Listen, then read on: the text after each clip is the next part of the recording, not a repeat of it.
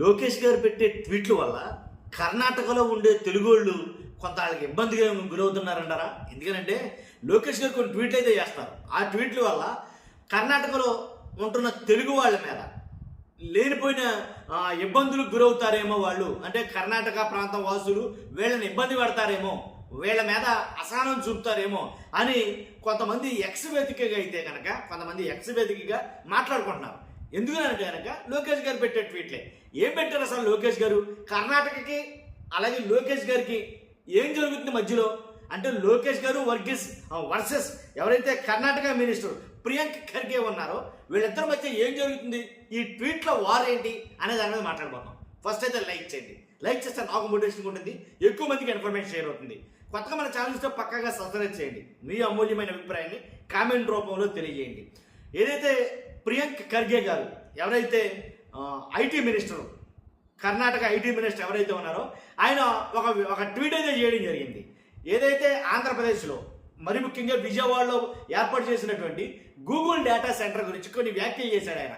ఆయన చేసిన వ్యాఖ్యలు ఆంధ్రప్రదేశ్లో దుమారం రేపాయనే చెప్పాలా. ఆయన ఏం మాట్లాడాడంటే ఏంలే, ఇప్పుడు ఏదైతే గూగుల్ డేటా సెంటర్ వచ్చిందో ఆ గూగుల్ డేటా సెంటర్ శుద్ధ దండగా, ఒక్క మొక్కలో చెప్పాలంటే కనుక శుద్ధ దండగా, దాని నిమిత్తం ఆంధ్రప్రదేశ్ 22,000 కోట్ల ప్రోత్సాహకాలు ఇచ్చింది. ఇలా చేసుకుంటూ పోతే రాష్ట్ర ఆర్థిక పరిస్థితి నాశనం అయిపోద్ది. అదే కనుక మన కర్ణాటకలో అలాంటి పనులు చేస్తే కనుక కర్ణాటక ప్రజలు అయితే కనుక ఒప్పుకోరు. అసలు ఏంటి ఇలా పిచ్చి పనులు చేస్తారని అంటారు. కాబట్టి ఎలాంటి పనులు మన కర్ణాటకలో చేస్తే కుదరదు. మరి ఎందుకనో తెలియదు కానీ ఆంధ్రప్రదేశ్లో ఎంగనో ఉపయోగం లేని దానికోసం 22,000 కోట్ల రూపాయలు ప్రోత్సాహకాలు ఇచ్చారు అనేది కనుక ఏదైతే డేటా సెంటర్ గురించి ఆంధ్రప్రదేశ్లో కూటమి ప్రభుత్వం లోకేష్ గారు, చంద్రబాబు నాయుడు గారు, పవన్ కళ్యాణ్ గారు చాలా గొప్పగా చెప్తారు. దాన్ని ఏదో వెంట్రుగా తీసి అవతల పడేశాడు ఆయన. కర్ణాటక మినిస్టర్ గడ్డి పరకు తీసి పడేసాడు. ఎందుకు వచ్చిన డేటా సెంటర్ అది? 200-500 ఉద్యోగాలు వచ్చే డేటా సెంటర్ కోసం 22,000 కోట్ల ప్రోత్సాహకాలు ఇవ్వడం అంటే రాష్ట్ర ఆర్థిక వ్యవస్థ విచ్ఛిన్నమైపోయే పరిస్థితి ఉంటుంది, తీవ్రంగా దెబ్బతినే పరిస్థితి ఉంటుంది. మరి ఎలాంటి పనులు చేయాలంటే ఆంధ్రప్రదేశ్కి చెందిందనంటే ఆయన కొన్ని వ్యాఖ్యలు చేశాడు. ఆ వ్యాఖ్యలు దుమారం రేపాయి. అది లోకేష్ గారు వెంటనే దానికి ఏం చేశారంటే ఒక ట్వీట్ అయితే చేయడం జరిగింది లోకేష్ గారు. కాబట్టి ఆహారంలో స్పైసీ ఎలా సమతుల్యంగా ఉండాలో ఆర్థిక రంగంలో అదే విధానం పాటించాలంటూ కర్ణాటక మంత్రి కొన్ని చురకలు అందించాడు. ఏపీ స్పైసీ దెబ్బకు పొరుగువారి కడుపులో మంట మొదలైనట్టుందని గురువారం నాడే లోకేష్ గారు ట్వీట్ చేశారు. ఆంధ్రప్రదేశ్లో ఉండే స్పైసీ దెబ్బకి ఏంటి కర్ణాటకలో కడుపు మంట వస్తున్నట్టుంది. అంటే డేటా సెంటర్ ఏదైతే మేము తీసుకొచ్చామో ఆ డేటా సెంటర్ మాకే వచ్చిందని కర్ణాటకకి కడుపు మంటగా ఉన్నట్టుంది. ఆ కడుపు మంటగా ఉండడం బట్టే ఏంటి ఎలాంటి వ్యాఖ్యలు చేస్తున్నారో అది శుద్ధ దండగా, దానికి 22,000 కోట్ల ప్రోత్సాహకాలు అనవసరం అని ఇలాంటి వ్యాఖ్యలు ఎందుకు చేస్తారంటే మీకు కడుపు మంటగా ఉన్నట్టుంది.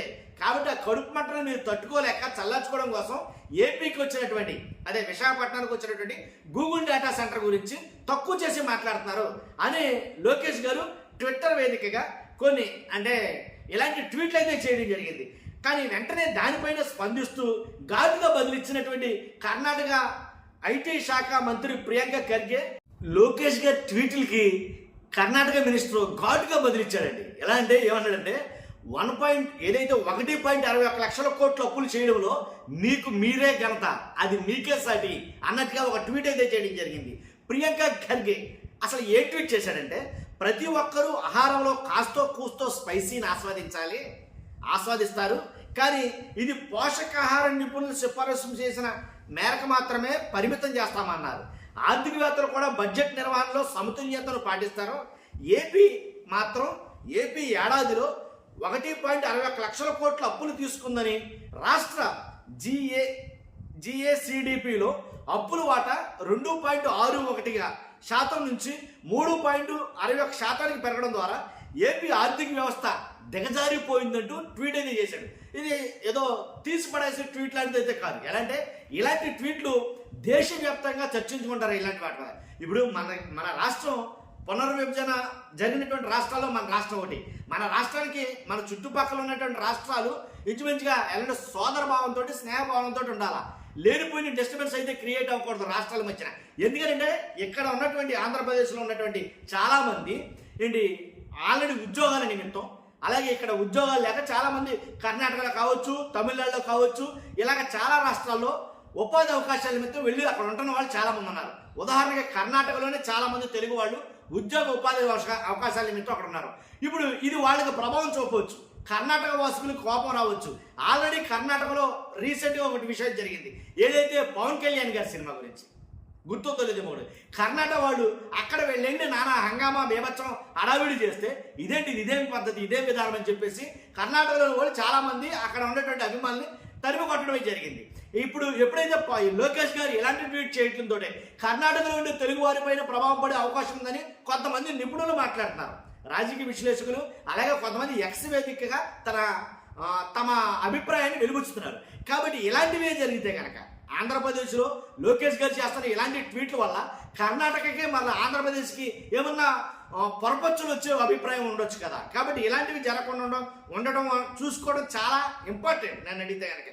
కాబట్టి ఏదేమైనా ఈ ట్వీట్లు ఇక్కడితో ఆగిపోతే సరే అవి ముదిరి అంటే చిలికి గాలి వల్ల మారకుండా ఆగితే బెటర్. ఇప్పుడు ఏదో తెచ్చుకున్నారు ఆంధ్రప్రదేశ్ గూగుల్ డేటా సెంటర్ తెచ్చుకోవడం తప్పని అంటలా. కాబట్టి అలాంటివి వస్తే కనుక దానికి తోడు ఇంకేమైనా రావచ్చు. లోకేష్ గారు మాట్లాడిన మాటల్లో చూస్తే కనుక ఒక డేటా సెంటర్తో ఆగిది మల్టిపుల్ అవుతుంది. ఇలాంటివన్నీ కూడాను డేటా సెంటర్ వచ్చిన తర్వాత మెయిన్ ఏదైతే పార్క్ ఏదైతే ఉందో తర్వాత అలాగే ఇక సాఫ్ట్వేర్ సంస్థలు కావచ్చు, ఇలాంటివి కొన్ని వస్తాయి. దీని ఒక్కడితో ఆగదు అనేది అనమాట. ఏమో దూరదృష్టితో ఆలోచించి దీన్ని తీసుకొచ్చారేమో తెలియదు, కానీ మొత్తానికి ఇప్పుడు తీసుకొచ్చింది మాత్రం నష్టమే ఆర్థికంగా, కాదని అంటారా. కానీ ఆశించినంత ప్రయోజనాలు ఫలితాలు దీని వల్ల ఉండవు, కరెక్టే. కానీ అట్ ద సేమ్ టైం ఏం ఆలోచించాలంటే దీని ద్వారా భవిష్యత్తులో ఇంకేమైనా ఉపయోగాలు ఉన్నాయేమో. కాబట్టి ఇది ఇక్కడితో వీళ్ళు వదిలేస్తే బెటర్. కానీ దీన్ని ఎగ్జాంపుల్గా చూపించి పక్క రాష్ట్రమైన కర్ణాటక అలా మాట్లాడడం కూడా తప్పండి నేను. వాళ్ళు కూడా కర్ణాటక మినిస్టర్ అది తీసుకొచ్చారు, డేటా సెంటర్ ఎందుకు వచ్చింది, అది పనికి మంది, అది వేస్ట్, అనవసరం. దానివల్ల అనవసరంగా 22,000 కోట్ల రూపాయలు ఆర్థిక నష్టం జరుగుతుంది. ఒకవేళ నిజంగా నష్టమే జరిగినా అది మీ దగ్గర పెట్టుకోవాలా, ఈ రాష్ట్రానికి సంబంధం లేదు. కాబట్టి ఇలా మాట్లాడితే రాష్ట్రాలకి మధ్య భేదాభిప్రాయాలు వస్తాయి, అవునట కాదంటారా. కాబట్టి జరిగింది అది లాభమో నష్టమో. ఆంధ్రప్రదేశ్లో వైజాగ్కి ఒక డేటా సెంటర్ తీసుకురావాలని అనుకున్నారు. ఆల్రెడీ గతంలో కూడా జగన్మోహన్ రెడ్డి గారు దీన్నే తీసుకురావాలనుకుని గతంలో జగన్మోహన్ రెడ్డి గారు కూడా MOU చేసుకున్నారు దీని మీద.